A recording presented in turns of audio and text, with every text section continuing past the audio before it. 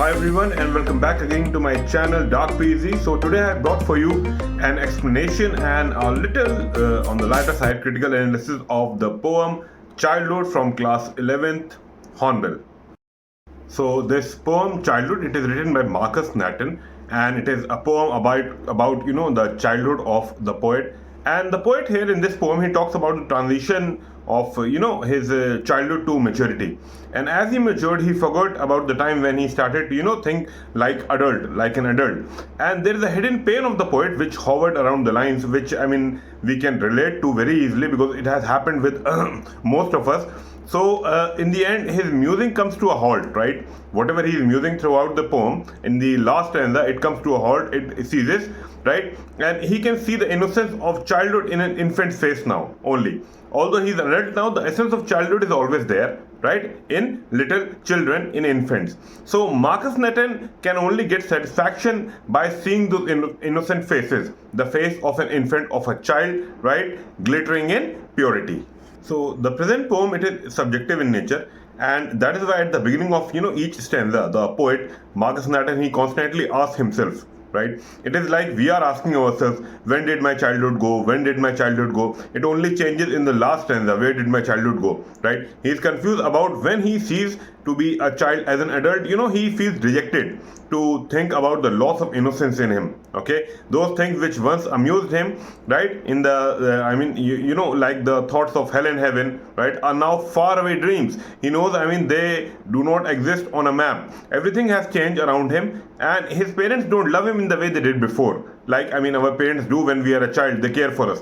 The poet has become egocentric here. He only thinks about himself, unlike a child. Okay, presently he is only left with his musings on childhood. He thinks childhood might have gone to a distant land, a faraway land. At last he gets his answer after seeing an infant's face.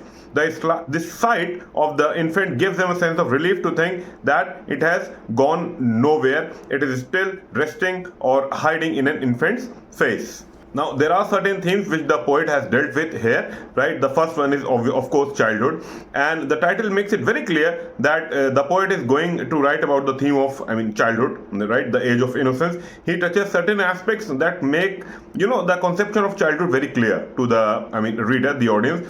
It is on the idea of childhood, not about the biological, time frame, okay, which delineates the juncture between infancy and adolescence.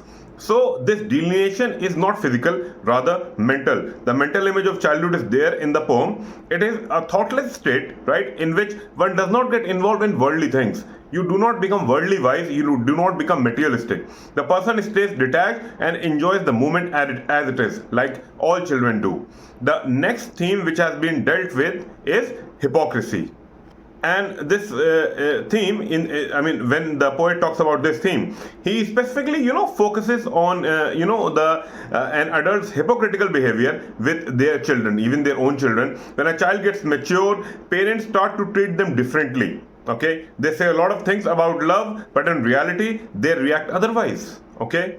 And then next we have this theme of egotism, and it adds a different layer of poetic imagination in this work, in the poem.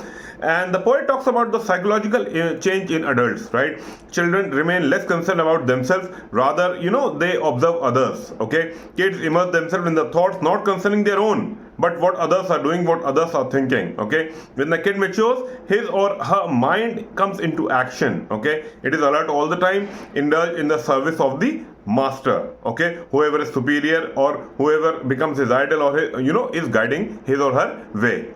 Now let's discuss the poetic devices employed by the poet. Now the first and foremost, the most important literary device employed by the poet here is, of course, personification, right? And the poet personifies, childhood. He thinks that it has left and gone somewhere else, okay? So the poet is using it right, like it is a living being. There is a refrain in the first and the last line of each stanza. If you look closely, the exception is only in the last stanza. It is actually for the sake of, giving extra emphasis in the penultimate stanza, the last one. And another important poetic device used here is an interrogation or rhetorical question. Okay, the poet incorporates it many times.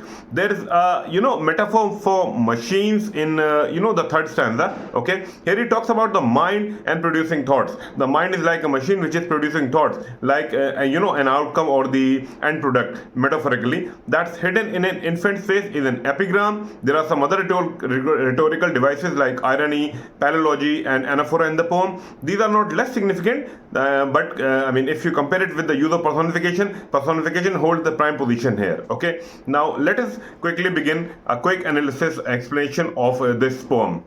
So the first one, when did my childhood go? Was it the day I ceased to be living? Right? So here it begins with a question. The poem begins with a question. The poet is not sure when he became an adult. Okay, it was when he was maybe 11 years old. Okay, then he realized that hell and heaven had no real existence. Okay, in the age in which he was living, they do not exist on a map. You can right now, you can open your mobile phone, tap Google Map, and you can find hell and heaven. You wouldn't find them there. Okay, these are just the components of a child's bedtime story, or they are mostly related to religion. Right? He stressed the word geography by capitalizing it.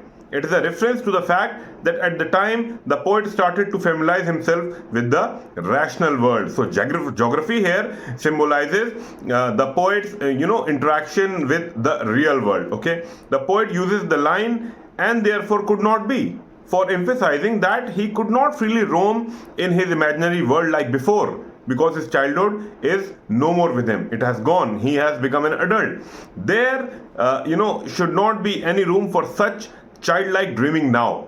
Okay, because he has to face the real thing, the real life. Time has changed. He is not a child anymore. The use of refrain in the last line highlights the poet's transition into adulthood.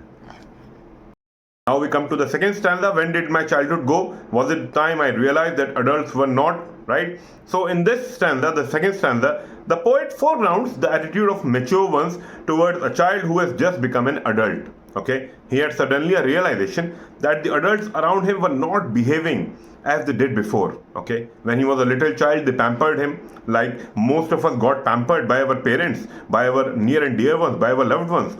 He got all the things when he wanted. हमें भी ऐसी सारी चीजें मिलती थी बचपन में. The most important thing here is love. The poet says that with time their love had also changed. Okay, they thought it was inappropriate to treat him as a child, because he is grown up now, but they could not understand the poet had just stepped into maturity. So he still needed a little of that love which he received when he was a child. It was a long way, to be like his parents. It was just the beginning. He still needed their assistance and foremost their love. Adults cannot understand the mental happenings of a kid. Okay, they are not machines.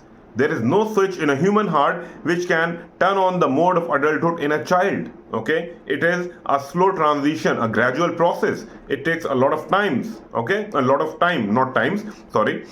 It is a process, and processing of a human mind needs time. So for them it is a critical time, a very critical time, and they need all the assistance they can get from the parents and relatives and siblings. Okay, a lot of things start to enter into their lives, and they confuse them, puzzle them daily. So what they need is only love to welcome the mental transformation with a patient heart.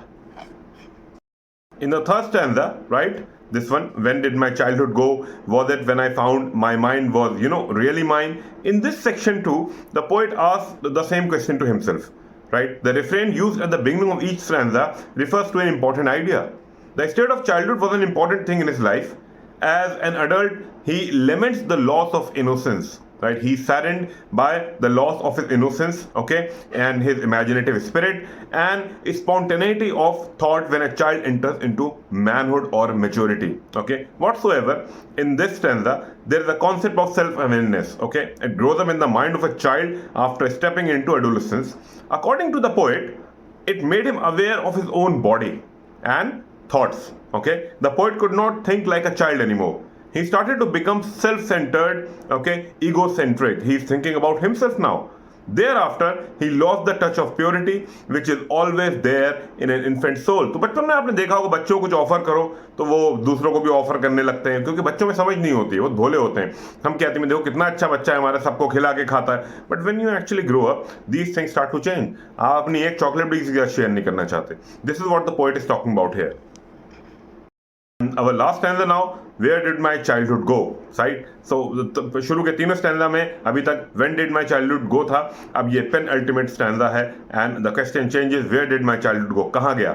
Okay, so in this stanza the poet becomes practical now. Okay, he accepts that he is an adult now.